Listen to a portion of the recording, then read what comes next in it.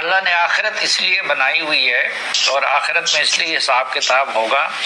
کہ بہت سارے چیزیں ایسی ہیں کہ جن کا ازالہ اس دنیا میں ممکن ہی نہیں ہے. اب مثلاً اگر ایک بندے نے 100 قتل کیے ہو تو آپ ان کو 100 مرتبہ تو قتل کی سزا نہیں دے سکتے، 1 مرتبہ دے سکتے ہیں. تو اب مثلاً یہ ہے کہ ان کو اقتدار سے نکلوایا گیا. اب اس کا ازالہ تو یہی تھا نا کہ وہ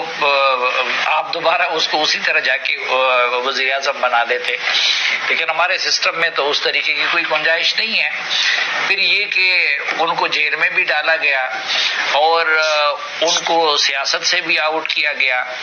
پھر یہ کہ عوام کو الیکشن کے دوران اپنے مرضی کا منتخب وزیر اعظم چننے نہیں دیا گیا، بلکہ وہ ساری چیزیں مینج کی گئی، ان کو الیکشن میں حصہ لینے سے محروم کر دیا گیا. تو اب 2018 کا الیکشن تو آپ دوبارہ نہیں کرا سکتے.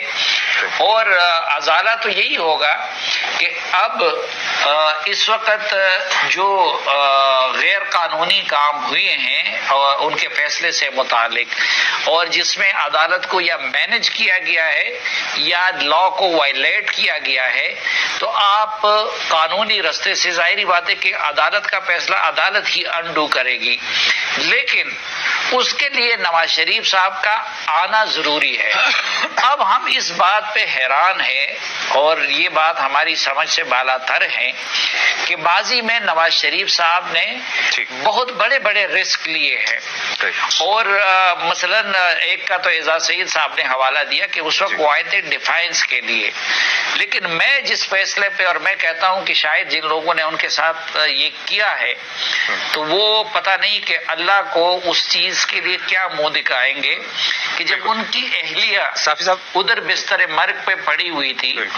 اور وہ ان کو اس حالت میں چھوڑ کے گرفتاری دینے کے لیے ادھر آ گئے اور مریم صاحبہ بھی آ گئی. تو ایک طرف ماضی میں انہوں نے اتنے مشکل فیصلے کیے ہیں اور پھر یہ 1.5 سال میں ہم حیران ہیں کہ وہ ادھر آ کے جیل جانے یا عدالت میں کا سامنا کرنے سے وہ کیوں مسلسل گریز کر رہے ہیں، یہ ہمیں سمجھ نہیں آتی.